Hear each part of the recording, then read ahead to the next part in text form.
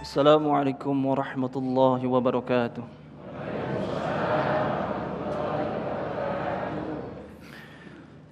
أعوذ بالله من الشيطان الرجيم.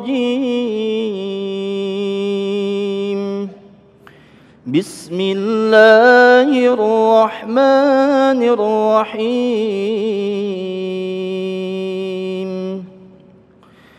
وإذا مس الإنسان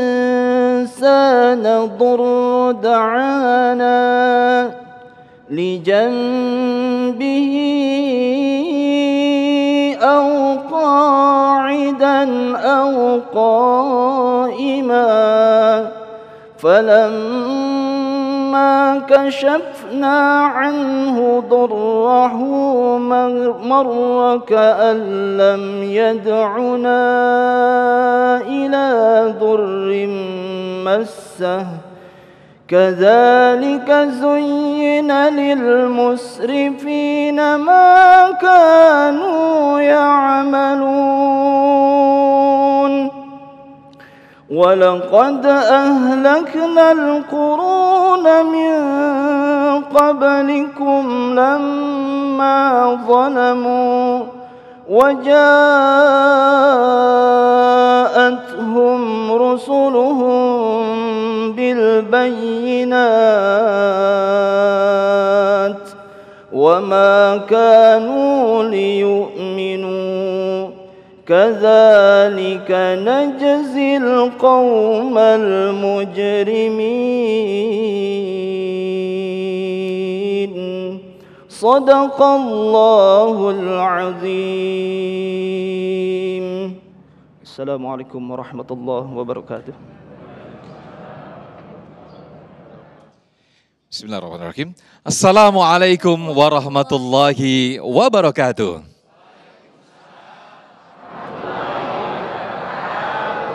Ya alhamdulillahirabbil alamin. Allahumma shalli ala sayyidina Muhammad wa ala ali sayyidina Muhammad. Senang sekali kami berdua kembali hadir dalam memandu program Damai Indonesiaku yang alhamdulillah pada kesempatan siang hari ini kita bersiaran langsung dari Masjid Al-Mutakin, Komplek Kemhan Mabes TNI Cibubur, Kelapa II Wetan, Ciracas, Jakarta Timur. Persis apa yang disampaikan oleh Qori kita tadi, tema yang akan kita angkat pada kesempatan siang hari ini menarik sekali. Apa aja Sasha? Ya, betul banget Mas Yofan. Hari ini temanya sangat menarik dan sepertinya relate dengan kehidupan saat ini marak terjadi, yaitu mengenai bertopeng religius untuk mendapatkan keuntungan.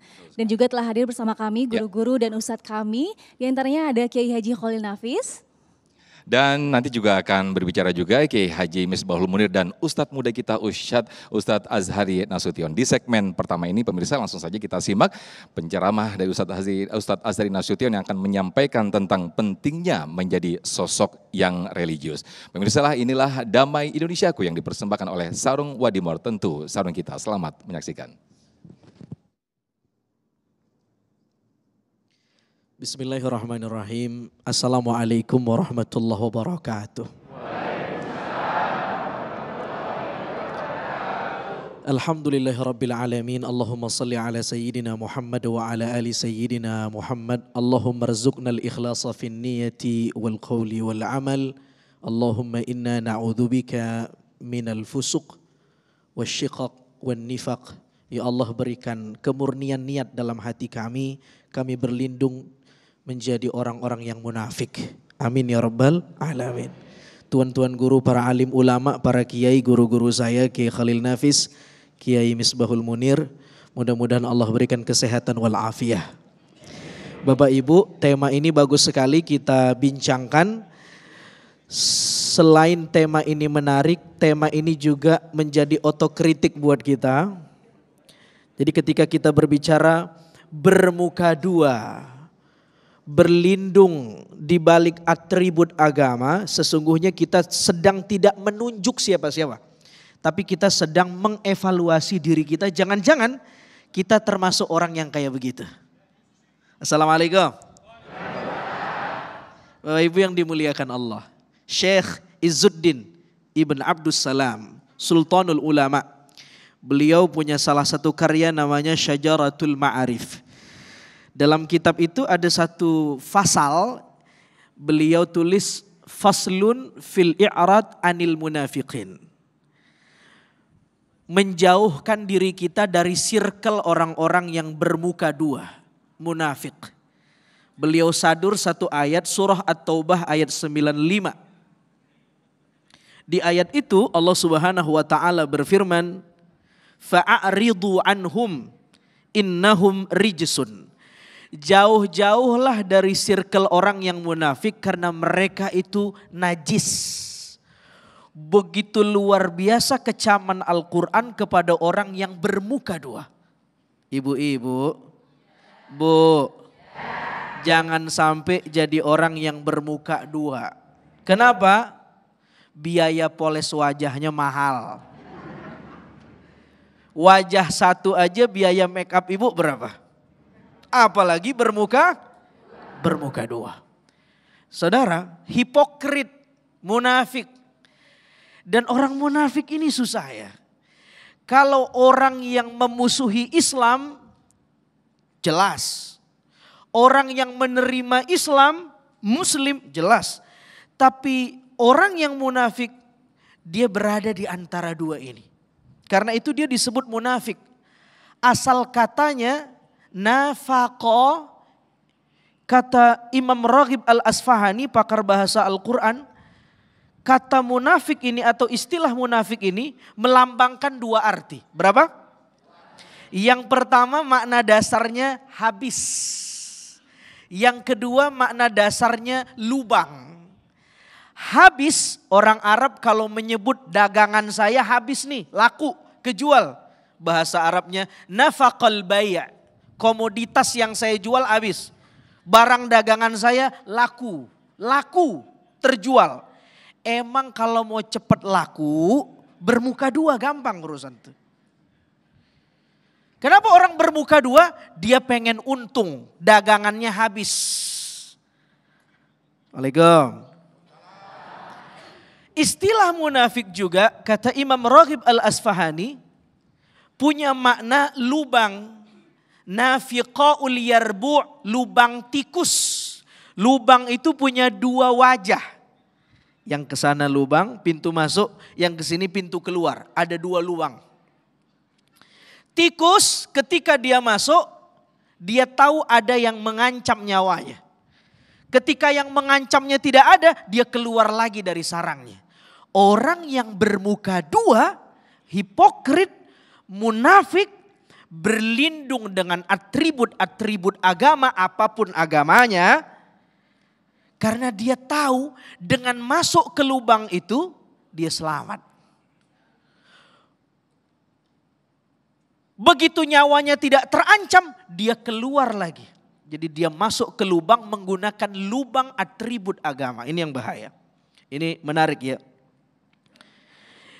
Imam Al-Ghazali dalam Ihya ketika menjelaskan bab afatul lisan, ada bab namanya zul lisanain, orang yang berlisan ganda.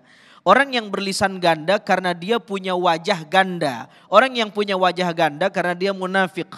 Ada satu cerita yang menarik di sana. Nabi punya satu sahabat, sahabat ini satu-satunya sahabat yang informasi langit dibocorkan kepada orang ini. Namanya Huzaifah ibnul Yaman. Kalau ada orang yang munafik, list orang munafik itu selain Nabi yang juga tahu adalah Huzaifah ibnul Yaman. Siapa namanya? Huzaifah ibnul Yaman. Gak ada sahabat yang dibocorin kecuali Huzaifah ibnul Yaman. Orang munafik tidak disolatkan. Kalau wafat tidak disolati. Masalahnya untuk tahu orang itu masuk list orang munafik atau tidak kan tidak ada yang tahu. Para sahabat yang lain gampang lihat Huzaifah ikut nyolatin atau enggak. Kalau Huzaifah ikut nyolatin berarti yang wafat tidak munafik. Kalau tidak ikut nyolatin berarti yang wafat munafik. Satu ketika saat Umar jadi presiden, Umar penasaran. Saking penasarannya, Umar, kibarus sahabah, sahabat senior. Meskipun senior gak tahu cerita siapa orang munafik, list orang munafik, gak dikasih bocoran sama Nabi. Kecuali Huzaifah ibnul Yaman. Sampai Umar saking penasarannya ngomong sama Huzaifah ibnul Yaman. Fanasyattukallah, hei Huzaifah, aku kepo nih. Fanasyattukallah, aku kepo nih demi Allah. Ana minhum amla. saya ini termasuk orang yang masuk dalam list munafik yang pernah dibocorkan sama Nabi kepadamu atau tidak? Apa pelajarannya? Sekelas Umar saja mengevaluasi dirinya. Umar takut jangan-jangan dia termasuk orang munafik. Assalamualaikum. Assalamualaikum. Sehat. Masya Allah, ini orang munafik nih, ngeri. Ya Allah. Ya, jangan sampai ini Imam Al-Ghazali lagi. Imam Al-Ghazali kasih kita peringatan. Berlindung di balik atribut agama di awal kata pengantar tuh. Imam Al-Ghazali bilang, in kunta taqsidu bi talabil ilmi al munafasata wal mubahata wat taqadduma 'ala al aqran wastimalata wujuhin nasi ilaika wa jam'a hutamid dunya fa anta sa'in fi hadmi dinik. Kalau kamu menuntut ilmu agama, bagus enggak nuntut ilmu agama? Dengerin Damai Indonesia aku, bagus enggak? Cakep enggak? Orang yang nuntut ilmu bagus, pahalanya banyak. Tapi kalau motifnya cacat, dia bermuka dua, seolah-olah atributnya agamis, religius, pakai songkok, pakai ya enggak semua orang yang pakai sarung. Nanti bahaya saya nih, guru-guru kita pakai sarung. Makanya saya enggak pakai sarung hari ini. Tidak semua orang yang pakai atribut salah, tidak. Tapi kata Imam Al-Ghazali, orang yang nuntut ilmu tapi motifnya mendua dari Tuhan, dia menyelingkuhi niatnya, dia nuntut ilmu tapi al-munafasah, pengen berbangga-bangga, wal mubaha, wa taqadduma 'alal aqran, pengen viral, wa jam'a hutamid dunya, pengen mengkapitalisasi ilmu. Lalu kemudian wastimalata wujuhin nasi ilaik. Dia pengen dapat follower yang banyak. Itu bahasanya sekarang begitu tuh. Fa anta sa'in fi hadmi dinik. Dia sedang menghancurkan agamanya. Naudzubillah. Mudah-mudahan dengan tema hari ini kita jadi belajar dan kita doa mudah-mudahan kita bukan termasuk orang yang demikian. Amin ya rabbal. Allahu taala alam. Baik, terima kasih Ustadz Azhari Nasution, Masya Allah atas penjelasan yang disampaikan bahwa sangat perlu berhati-hati menghadapi orang munafik ini atau orang yang bermuka dua, menjadikan topeng religius untuk mencari keuntungan pribadi atau yang lainnya. Nah, seperti apakah sosok yang bermuka dua ini dalam Islam nanti akan dibahas oleh Kiai Haji Misbahul Munir sesaat lagi. Tetaplah di Damai Indonesiaku yang dipersembahkan oleh Sarung Wadimor, tentu sarung kita.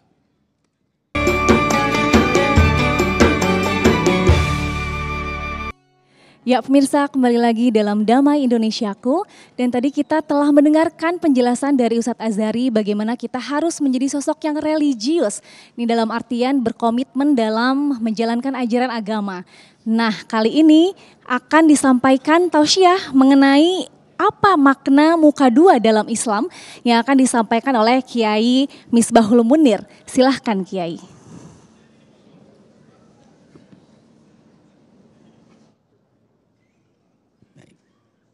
Assalamualaikum warahmatullahi wabarakatuh.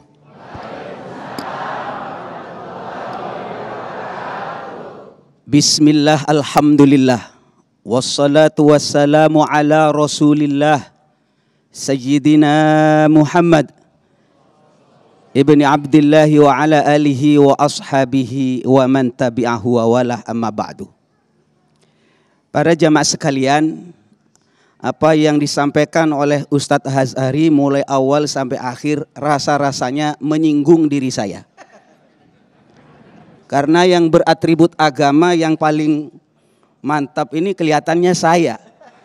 Pakai surban, pakai tongkat, pakai sarung. Mulai tadi saya gerah. Jangan-jangan beliau ini menyinggung saya. Menggunakan atribut agama untuk kepentingan nafsunya, mencari tahta, harta dan wanita. Na'udzubil. Selamat. Ya. Para jemaah sekalian, kita diperintah oleh Allah untuk beribadah, beramal apapun ikhlas karena Allah. Wa ma umiru illa liya'budullaha mukhlishina lahuddin. Kita tidak diperintah oleh Allah dalam beribadah kecuali ikhlas karena Allah. Kita diperintahkan untuk beriman, kita diperintahkan untuk berislam, kita diperintahkan untuk berihsan, berakhlakul karimah. Lillahi ta'ala karena Allah. Bukan karena kepentingan yang lain. Mengapa ini perlu diingatkan? Karena memang nyata sejak zaman Sayyidina Rasulullah Muhammad SAW, orang menggunakan atribut agama untuk kepentingan dunia ada. Makanya ibu yang pakai jilbab jangan tersinggung. Bapak-bapak yang beratribut agama jangan tersinggung. Ini mengingatkan kepada kita. Kita punya prinsip araftu syarra la li syarri lakinna li tauqihi wa man la ya'rifu syarra minan nasi yaqa' fihi. Saya tahu ini kejahatan, ini maksiat. Maksudnya apa? Biar kita tidak terjatuh ke dalamnya. Wa man la ya'rifu syarra minan nasi yaqa' fihi. Kalau kita tidak tahu itu jurang, kita bisa langsung terjerembab ke dalamnya. Naudzubillah. Karena itu para jemaah sekalian, mari kita perhatikan apa yang disampaikan oleh Rasulullah. Tanda-tanda orang munafik itu seperti apa sih? Orang munafik itu kalau di zaman Rasulullah bisa diketahui. Rasulullah sendiri tahu ini orang munafik. Tapi kalau kita tahu dari tanda-tandanya. Misalnya kalau dia ngomong suka berbohong. Kalau dia berjanji tidak pernah ditepati. Kalau dikasih amanat dia khianat. Ini di antara tanda orang munafik. Awas, waspada. Jangan sampai masuk ke dalamnya. Rasulullah Shallallahu Alaihi Wasallam mengingatkan bahwasanya sifat nifak itu lebih bahaya daripada yang lain. Malah di dalam Al-Quran para jemaah sekalian ditegaskan oleh Allah, innal munafiqina fid darkil asfali minan nar. Orang munafik itu tempatnya di paling bawah dari api neraka. Di keraknya api neraka. Padahal para jemaah kalau kita perhatikan, mereka juga sholat seperti kita, berpuasa seperti kita, bertahajud mungkin seperti kita. Tapi yang membedakan apa? Orang munafik niatnya bukan karena Allah. Mereka itu yukhadi'un Allah. Mereka itu menipu Allah, merasa bisa menipu Allah. Walladzina amanu, dan menipu orang-orang mukmin. Padahal mereka tidak bisa menipu Allah. Wa ma yakhda'una illa anfusahum. Mereka tidak menipu kecuali kepada dirinya. Karena apa? Karena Allah Maha tahu terhadap apa yang mereka lakukan dan pasti dibalas. Kerugiannya kita tahu kalau orang berbuat jahat, man amila sholihan fali nafsi, kalau berbuat baik ya untuk dirinya. Wa man asa'a fa 'alaiha, kalau dia berbuat jahat tentu bahayanya akan menimpa kepada orang tersebut. Karena itu para jemaah sekalian, mari kita hindari sifat ini. Di zaman Sayyidina Rasulullah Muhammad Sallallahu Alaihi Wasallam, ini ada orang ikut berperang, berjihad di jalan Allah. Pada saat itu orang tersebut meninggal di medan perang. Disampaikan kepada Rasulullah, ya Rasulullah, ini orang wafat dalam keadaan berperang. Tentu mati syahid orang baik. Apa jawaban Rasulullah? Hadza min ahlin nar. Orang ini ahli neraka. Kaget para sahabat. Padahal jelas dia ikut berperang. Dan mati pada saat berperang. Tapi ternyata Ustaz Sufyan, orang tersebut memang benar ikut berperang. Dan dia terluka. Saat terluka dia merasa kesakitan. Dia cari tempat untuk menghilangkan rasa sakit dan bunuh diri. Dan tidak ada yang tahu kecuali Rasulullah Shallallahu Alaihi Wasallam. Hadza min ahlin nar. Orang ini adalah penduduk neraka. Makanya para jemaah sekalian, ini pelajaran bagi kita semua. Pelajaran bagi kita semua. Tanamkan dalam hati ketika kita menggunakan apapun dalam agama, dalam berislam, dalam beriman, dalam berihsan. Tanamkan hati yang lurus lillahi ta'ala karena Allah. Karena Rasulullah mengingatkan kam min amalin yatasawwaru min a'malid dunya thumma tasiru min a'malil akhirah bihusni niat. Betapa banyak amal yang kelihatan itu amal dunia. Ke sawah amal dunia, ke kantor amal dunia. Seakan-akan tidak bernilai pahala. Tsumma tasiru min amalil akhirah. Kemudian menjadi amal akhirat. Mengapa? Bihusni niat, karena niatnya baik. Ya Allah, saya pergi ke kantor, saya kerja, cari nafkah yang halal untuk diri saya dan anak istri saya agar kuat ibadah kepadamu ya Allah. Pekerjaan dunia bernilai akhirat. Tapi ini yang perlu kita waspadai. Wa kam min amalin yatasawwaru min a'malil akhirah. Betapa banyak amal yang kelihatan amal akhirat.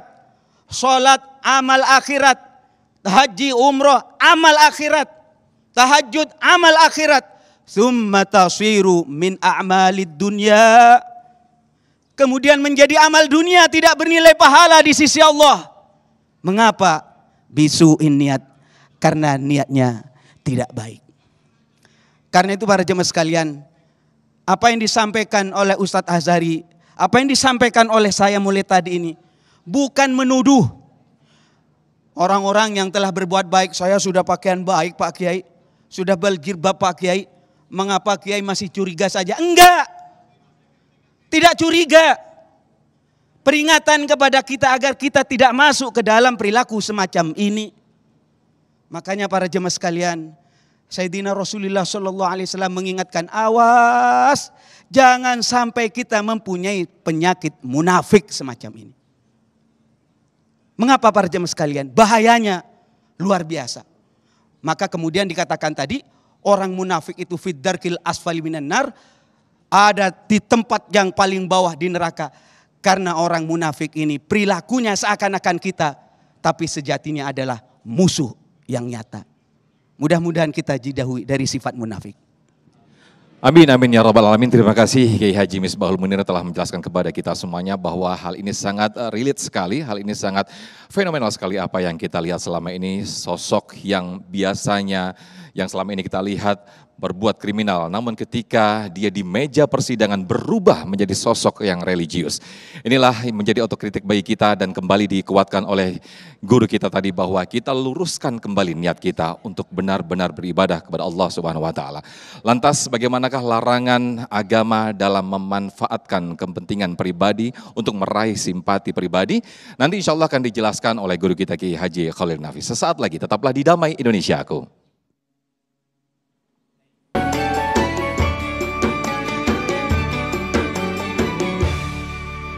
Alhamdulillahirrahmanirrahim, Masya Allah, tabarakallah, kita kembali di Damai Indonesiaku. Setelah kita tadi mendengarkan nasihat atau tausiah dari guru-guru kita, Ustadz Azhari Nasution dan juga Ustadz Misbahul Munir, betapa perlu kita berhati-hati terhadap orang yang bertopeng religius ini namun demi memanfaatkan kepentingan pribadi. Lalu bagaimanakah larangan agama dalam memanfaatkan kepentingan pribadi? Insya Allah sebentar lagi akan kita simak penjelasan dari Kiai Haji Khalil Nafis. Selamat mengikuti. Assalamualaikum warahmatullahi wabarakatuh.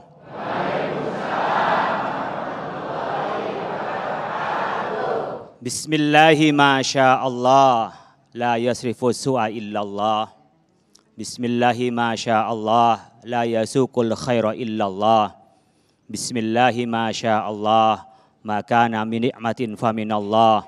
Bismillahi masya Allah, la haula wa la quwata illa billah. Subhanaka la ilma lana illa ma'alamtana innaka antal alimul hakim.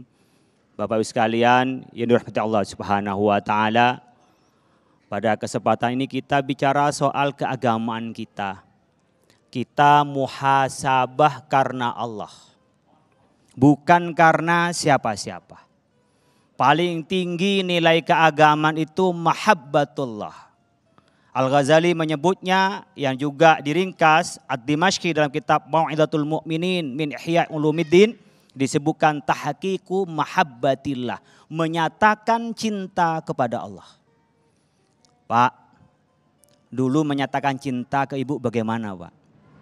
I love you. Ya, I love you. Ibu pernah dengar itu dari Bapak? Enggak. Berarti Bapak itu benar-benar cinta kepada ibu. Karena kalau orang cinta beneran nggak bisa bicara I love you. Apalagi I love you. Nggak bisa. Biasanya tidak bisa berkata-kata, tapi bisa jadi refleksi dalam kehidupannya kalau cinta. Orang yang banyak ngomongin cinta itu biasanya penggombal. Pernah digombal? Alhamdulillah. Memang ibu-ibu tuh senang digombal. Udah tahu tua, udah keriput dibilang cantik, senyum-senyum. Kan ngeri kita kan. Udah tahu kok, setelah itu ngaca, apa bener saya cantik kan gitu. Kira-kira begitu orang tukang gombal agama. Tukang gombal agama begitu Bapak Ibu sekalian, mohon maaf tanpa menyinggung Yai Misbah. Yang surbannya begini dan pakai tongkat, bukan karena tua. Tapi ikut Rasulullah SAW ketika khutbah amamal muslimin. Ya di Arafah pakainya pakai tongkat. Ada yang diikuti. Tapi kita kembali apa karena mahabbah kepada Allah atau karena orang lain. Pak, apakah enggak boleh Pak karena orang lain Pak? Mantas-mantesin boleh, asalkan jangan sampai mengalahkan kita cinta kepada Allah Subhanahu. Enggak setiap orang pakai atribut itu salah, tidak. Tapi kalau ujuk-ujuk kesehariannya pakai celana pendek perempuan, pakai kaos singlet, pas ketangkep jadi penipu cosplay itu tiba-tiba pakai kopiah dan pakai baju koko. Itu yang tidak suka.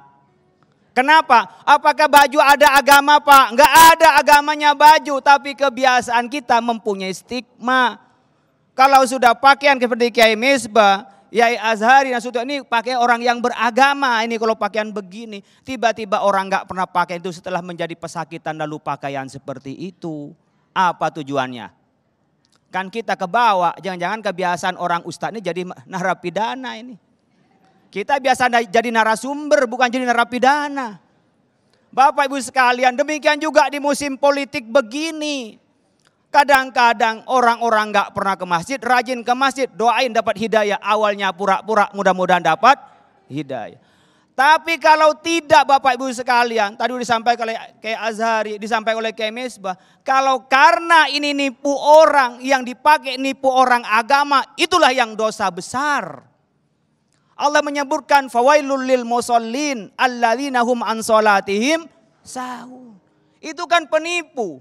Tidak ingat kepada Allah, tidak cinta kepada Allah, yurauna, pamer ria.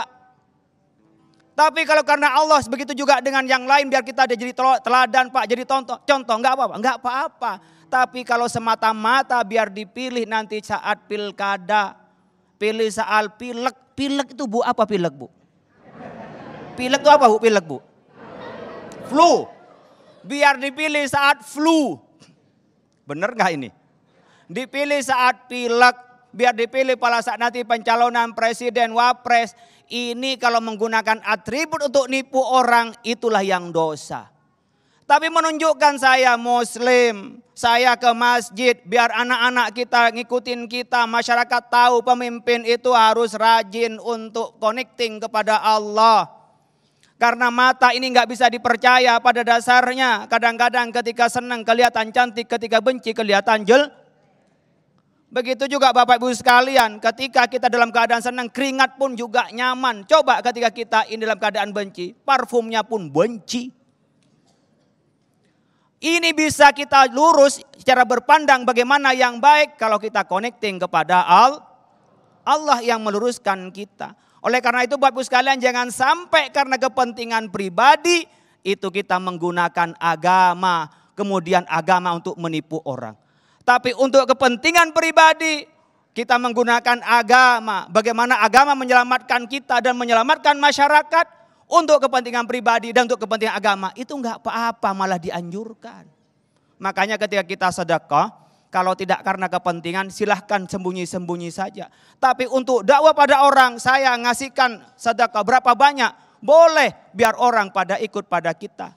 Oleh karena itu disebutkan dalam Al-Quran, innalladzina yaktumuna ma anzalallahu minal kitabi wa yashtaruna bihi samanan qalila ulaika ma yakuluna fi butunihim illan nar. Ya, mengatakan tidak ada yang dimakan kalau kita menggunakan cara orang-orang Yahudi dalam turunnya ayat ini. Menipu pada mereka kemudian ditutup-tutupin hal-hal yang baik, disampaikanlah hal-hal untuk kepentingan diri sendiri untuk dapatkan hadiah, kemudian dia tidak jujur, itu tidak ada yang didapat dari makanan itu kecuali adalah neraka. Wala yukallimuhullahu yaumal qiyamah. Allah tidak akan ajak bicara di hari kiamat. Wala yuzakkim, Allah tidak akan ampuni. Walahum adzabun alim, dia akan mendapatkan siksaan dari Allah. Kalau menggunakan agama untuk menipu orang lain, digunakan agama untuk cinta kepada Allah Subhanahu wa taala.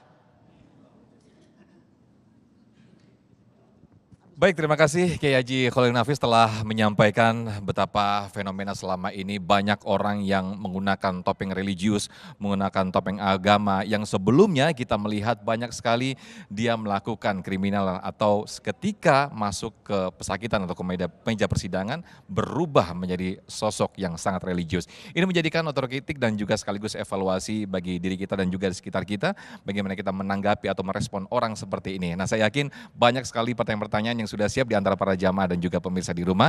Saya ke Syasha, sudah ada jamaah yang sudah siap. Silakan Syasha. Terima kasih Mas Sofyan. Sekarang sudah ada penanya yang akan bertanya terkait tema hari ini dengan Bapak siapa Pak?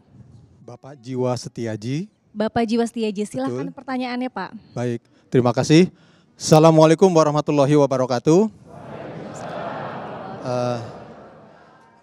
Bapak Ustadz yang terhormat, pertanyaan saya, apa sih kriteria daripada bertopeng religius untuk mencari suatu keuntungan? Kriteria artinya begini, dalam pergaulan sehari-hari di masyarakat, kita mendapatkan orang itu sedikit munafik, tapi dia mendapatkan keuntungan materi. Tapi kalau dia tidak melakukan itu, dia akan tidak mendapatkan suatu harapan yang dia wujudkan. Nah, kita kaitkan dengan jabatan di kantor. Menghadapi orang-orang tersebut, Pak Ustadz,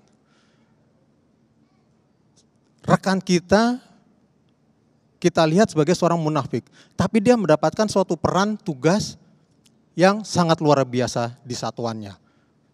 Nah, bagaimana kiat-kiat kita menghadapi situasi seperti itu? Terima kasih. Assalamualaikum warahmatullahi wabarakatuh. Baik, waalaikumsalam warahmatullahi wabarakatuh. Terima kasih Bapak. Ya. Pertanyaannya berarti Ustadz, ini ciri-ciri dari orang munafik dan bagaimana kita menghadapi orang munafik. Nah, kita akan menjawab pertanyaan tersebut sesaat lagi pemirsa, jangan kemana-mana, tetap di Damai Indonesiaku.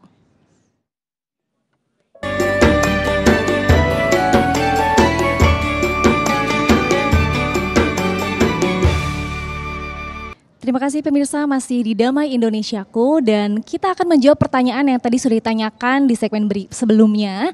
Pertanyaannya akan dijawab oleh Kiai Khalil.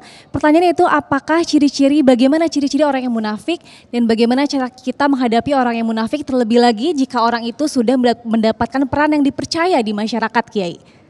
Ya. Terima kasih. Saya ingin mengutip apa yang disampaikan oleh Yai Misbahul Munir. Ya.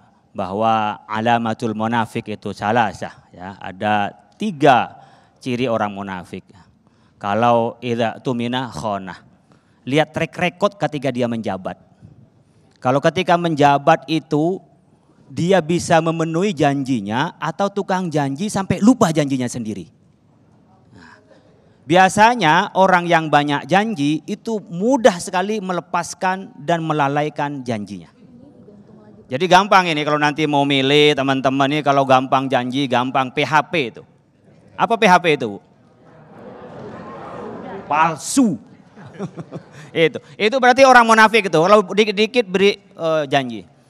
Kemudian idza wa'ada akhlafa, idza tumina khana, wa idza hadasa kadzibah.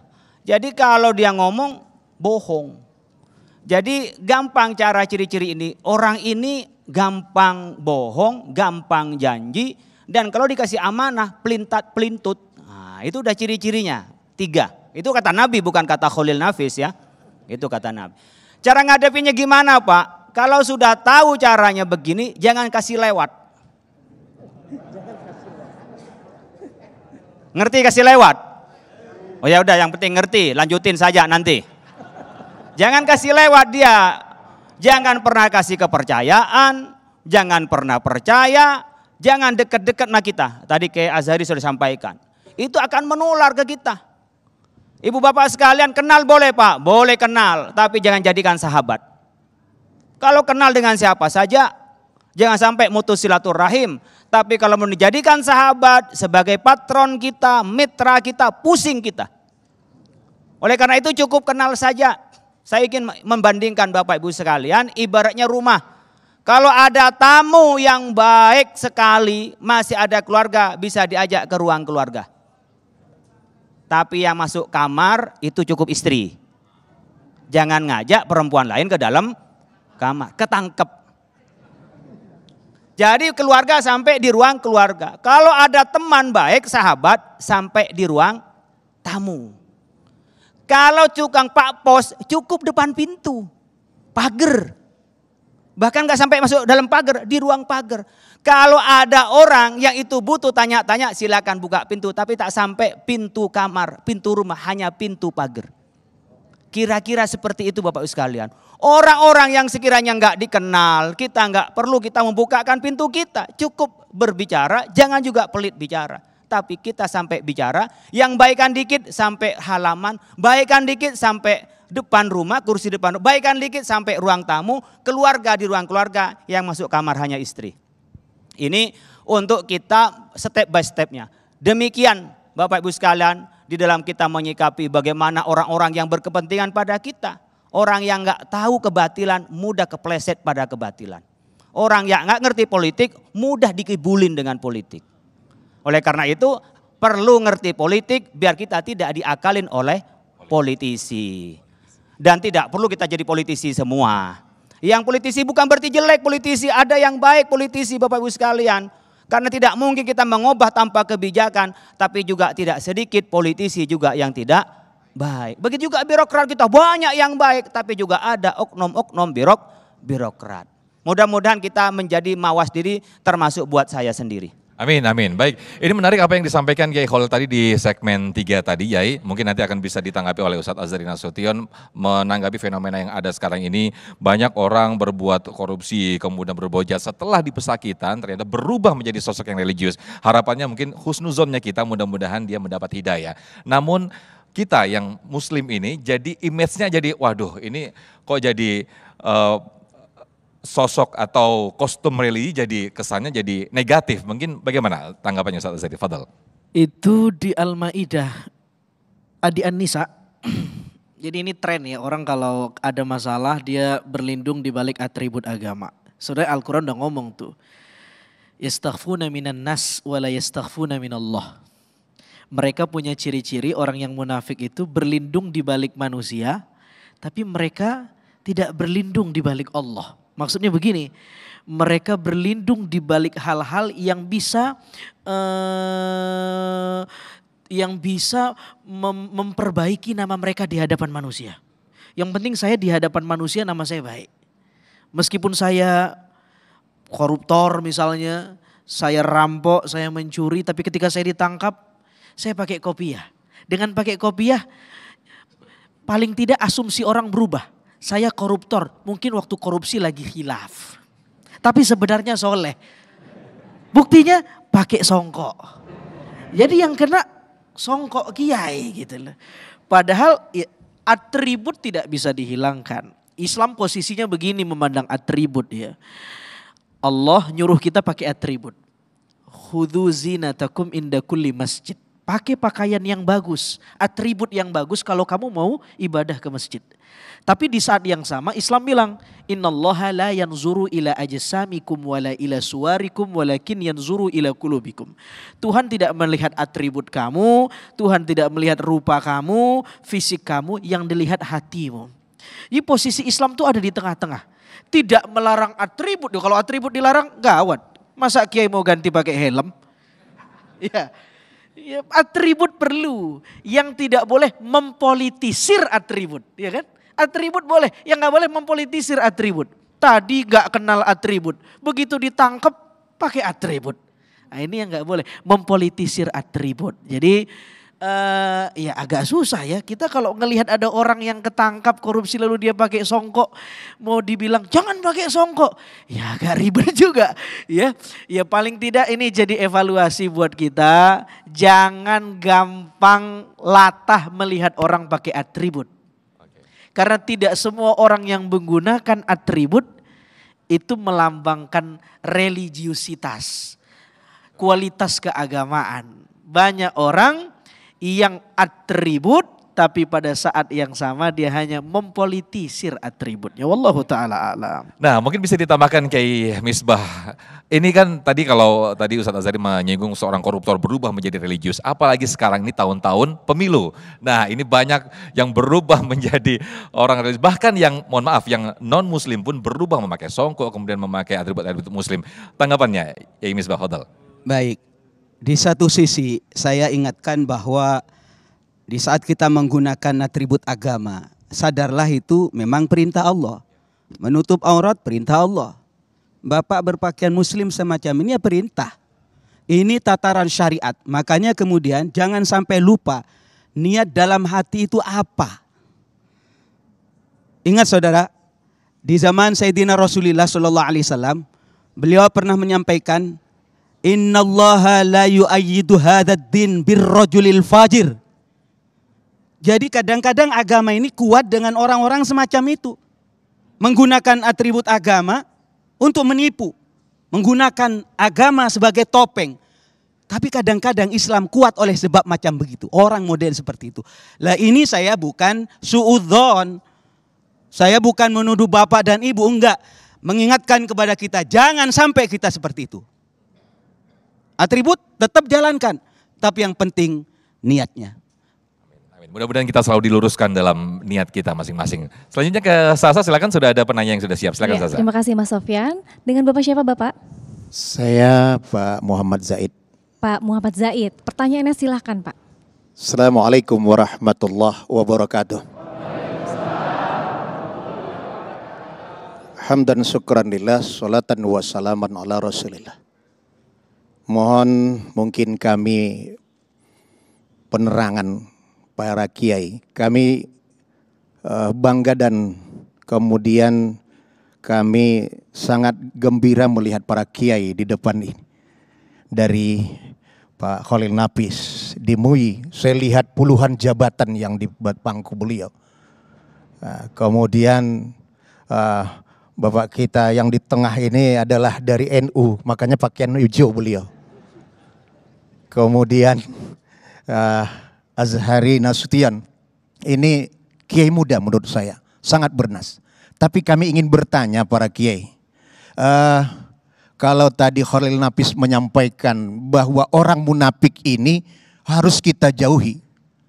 Kalau menurut kami itu harus kita bina. Tapi langkah-langkah apa pembinaan yang dilakukan, baik dari segi di MUI, karena beliau adalah bidang dakwah di MUI-nya itu, apa yang harus kita lakukan? Para pejabat-pejabat ini pun sebenarnya harus kita dekati, bukan kita jauhi. Bagaimana kita menembus ke sana? Tidak bisa hanya mungkin melalui Damai Indonesiaku, tapi masuk kita ke rumah mereka. Ini kita gandeng mereka dan apa yang harus dilakukan.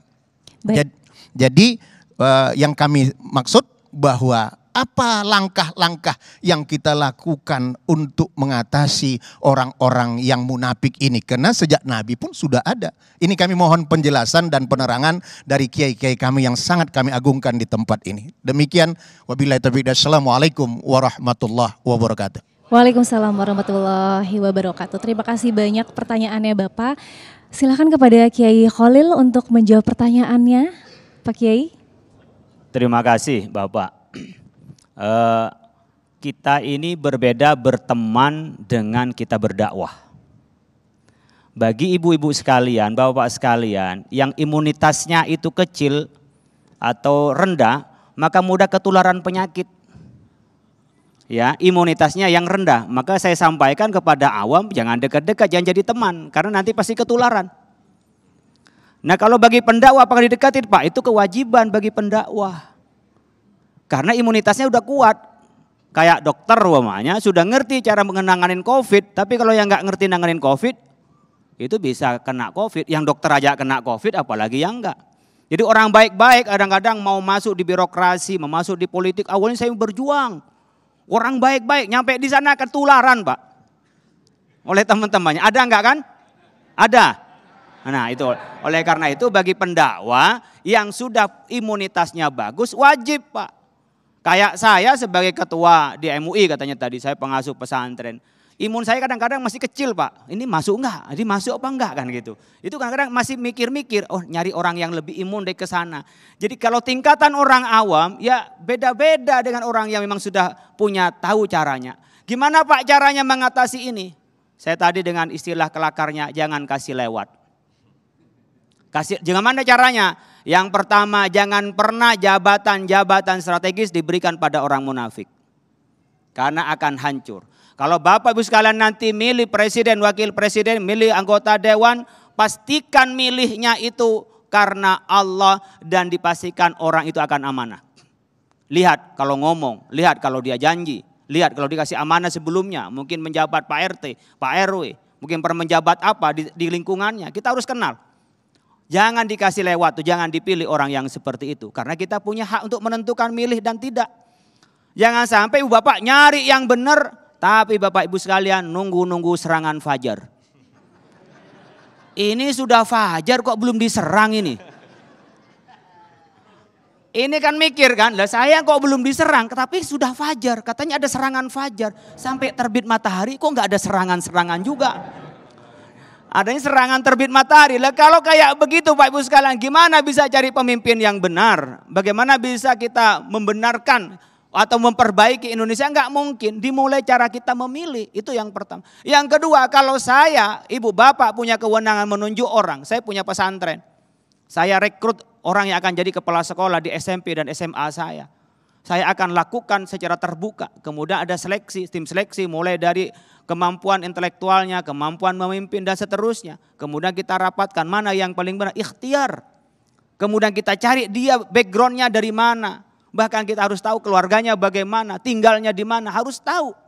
Karena saya bertanggung jawab di hadapan Allah. Maka ketika Nabi Muhammad SAW mendapatkan keluhannya Abi Dzar Al-Ghifari, ya Nabi Allah katanya, kita kan teman baik, sampai jadi pemimpin kok belum bagi-bagi sama gue, kira-kira gitu. Ada yang gitu enggak? Ini kok enggak ada gerimis-gerimis aja gitu kan ya. Kan gitu.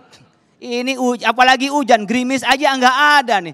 Kok bagi-bagi lah, saya di apa, komisaris di mana kan gitu. Saya jadi bupati, saya jadi gubernur atau jadi mana saya bisa. Apa kata Rasulullah? Ya Abi Dzar katanya, tenanglah. Jangan minta-minta jabatan. Kamu sendiri ini terlalu baik. Kalau ada orang buruk, orang korupsi, Anda nggak bisa ngomel. Kira-kira begitu. Nanti kalau kamu minta-minta begitu akan nyesal di akhirat kelak. Karena apa? Memimpin itu adalah butuh ketekatan, butuh ketegasan. Jadi Bapak Ibu sekalian, Rasulullah pun kepada orang baik sekiranya tidak tepat di tempat yang untuk memimpin, enggak memberikan. Jadi tidak semua orang baik itu bisa memimpin, bisa memperbaiki. Hanya orang baik yang bisa memperbaiki, lalu kita kasih jabatan dan kasih amanah. Baik, Masya Allah, luar biasa sekali jawaban dari Kiai Haji Khalil Nafis. Dan kita masih akan teruskan, masih ada satu segmen lagi di sesi tanya jawab ini. Insya Allah kita akan dengarkan jawaban-jawaban dari guru-guru kita. Tetaplah di Damai Indonesiaku. Usai jeda kami akan kembali.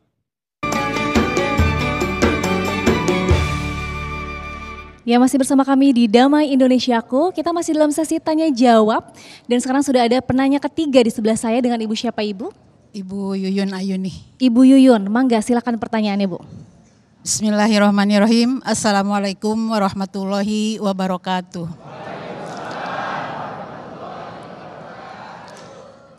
Saya mengutip apa yang disampaikan daripada para kiai tadi, bahwa kita berhati-hati bergaul dengan yang bermuka dua.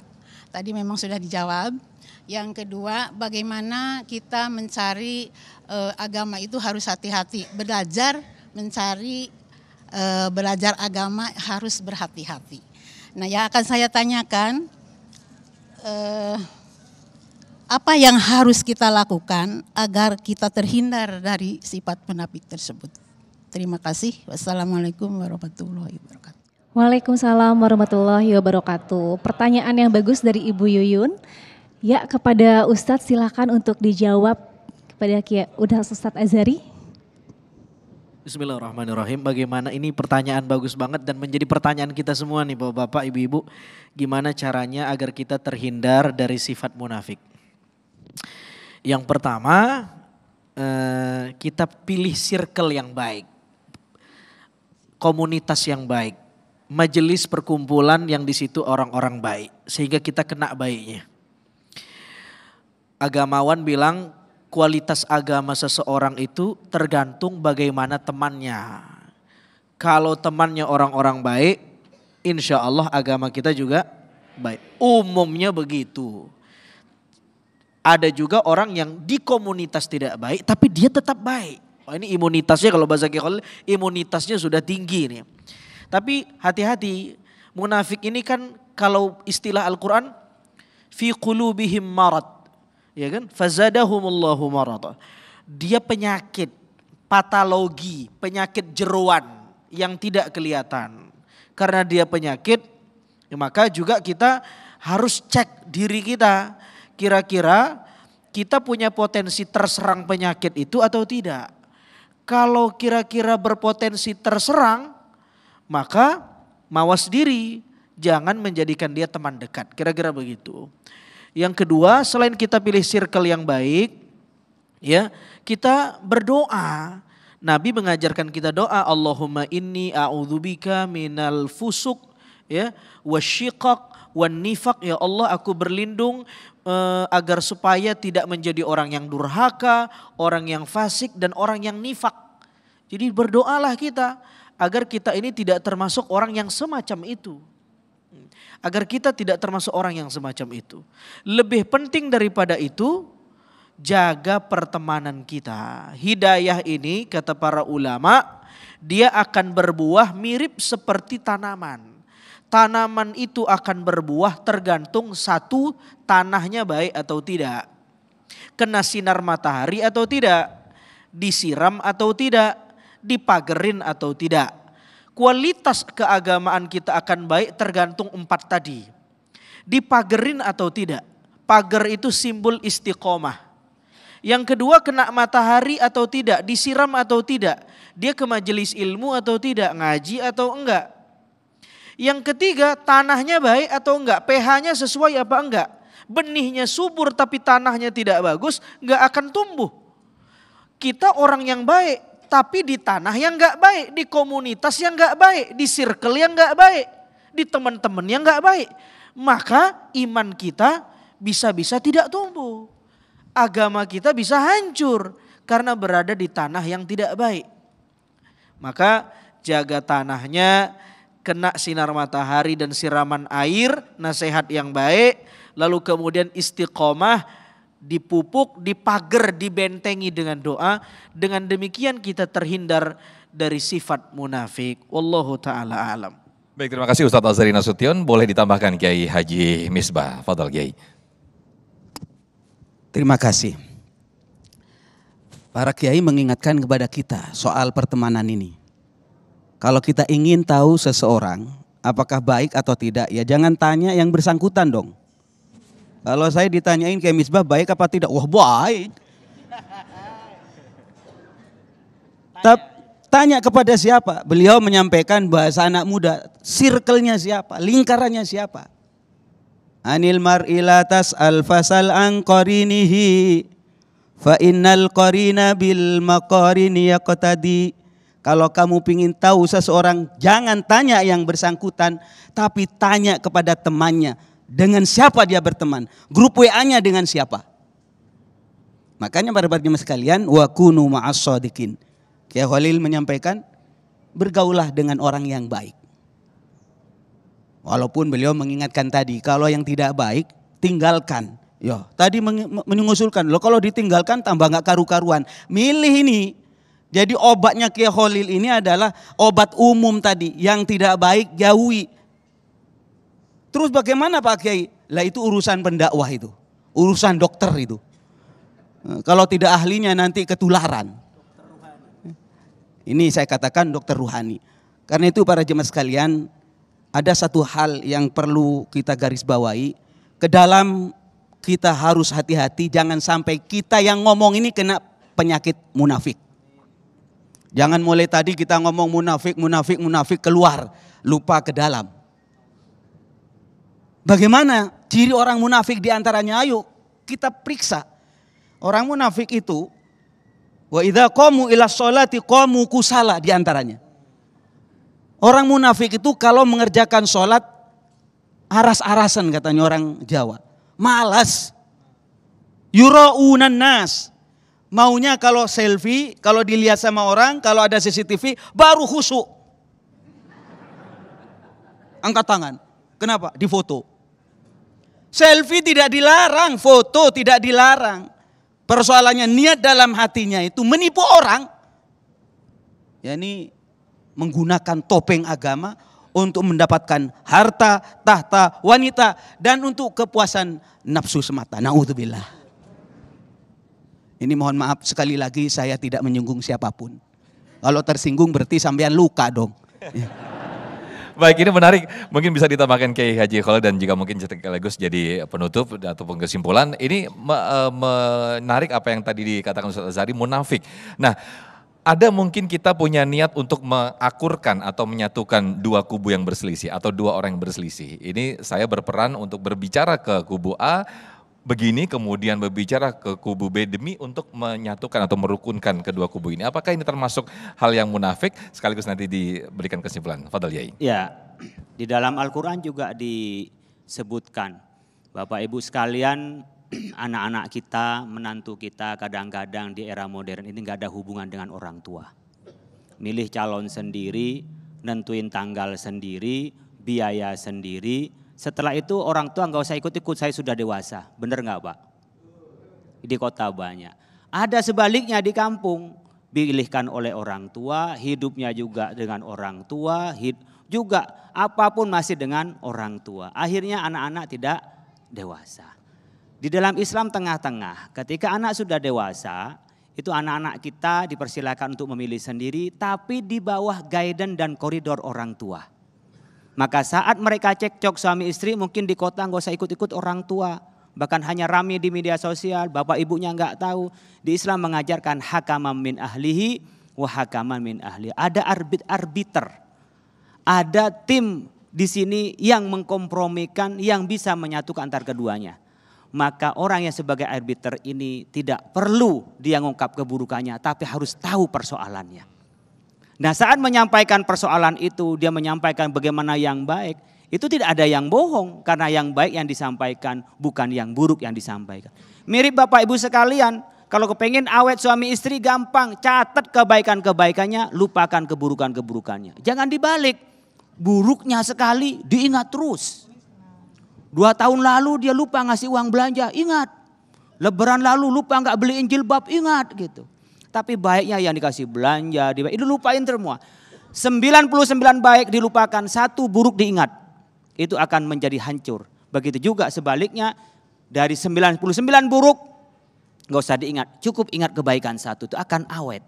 Nah, jadi orang pendamai, itu adalah bisa menyebutkan kebaikan, bukan karena kemunafikan, tapi menginginkan kebaikan. Oleh karena itu Bapak sekalian, apa yang disebut dengan kita kemunafikan, bertopeng agama, dia tidak karena cinta kepada Allah. Tapi karena cinta harta. Menyampaikan ayat untuk mendapatkan simpati dan untuk mendapatkan harta atau posisi. Dia bergaya agama, beratribut agama. Bukan karena dia melaksanakan ajaran agama atau cinta kepada Allah. Tapi semata-mata agar dia dipilih pada saat pemilihan nanti. Nah ini disebut dengan bertopeng religiusitas. Mirip sekarang ada yang paling mudah. Kalau ada imam-imam sholat, panjang baca suratnya ketika jadi imam. Terus pelan. Bismillahirrahmanirrahim. Oh. Apalagi di belakangnya ada calon mertuanya.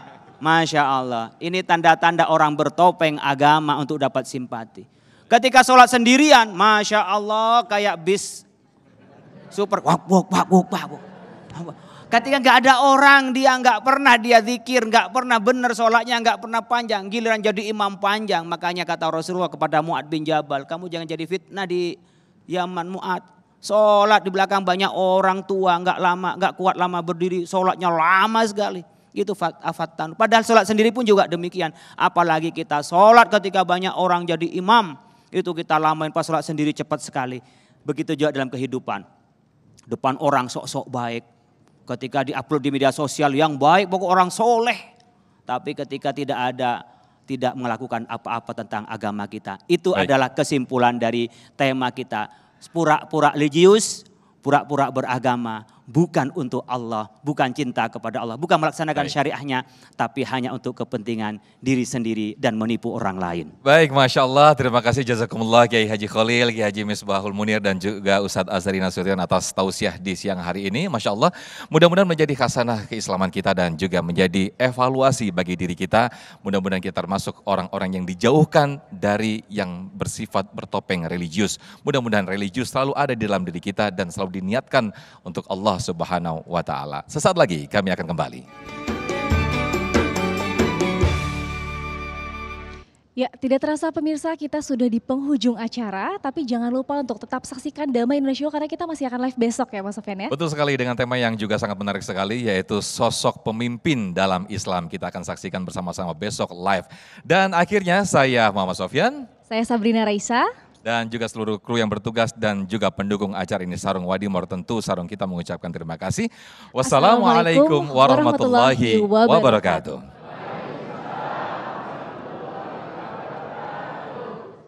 Para jemaah sekalian, sebelum kita berdoa, mari kita membaca istighfar dan membaca salawat kepada Sayyidina Rasulullah Muhammad sallallahu alaihi wasallam. Ikutin bacaan istighfar dan salawat kami dari tempat ini dan rumah masing-masing. Astaghfirullahaladzim, astaghfirullahaladzim, astaghfirullahaladzim, astaghfirullahaladzim. Salawat. Allahumma salli ala Muhammad. Ya Rabbi salli alaihi wasallim. Allahumma salli ala Muhammad. Ya Rabbi salli alaihi wasallim. Amin amin. Bismillahirrahmanirrahim. Alhamdulillahirabbil alamin. Sallallahu ala sayyidina Muhammad wa ala ali sayyidina Muhammad. Rabbana anfa'na bima 'allamtana. Rabbi 'allimna alladhi yanfa'una. Rabbi faqihna wa faqih ahlana wa qarabatin lana fi dinina. Allahumma ja'alna, ya Allah jadikan kami wa auladana dan putra-putri kami wa talamidhana wa ahlana dan keluarga kami ya Allah min ahlil ilmi wa ahlil khair, orang yang ahli ilmu dan orang yang senang berbuat kebaikan. Wala taj'alna wa iyyahum min ahli syarri wad dhair. Jangan jadikan mereka ya Allah orang yang jahat, orang yang jauh darimu ya arhamar rahimin. Rabbana atina fid dunya hasanah wa fil akhirati hasanah wa qina adzabannar. Bifadli subhana rabbika rabbil izzati amma yasifun wa salamun alal mursalin walhamdulillahi rabbil alamin. Assalamualaikum warahmatullahi wabarakatuh.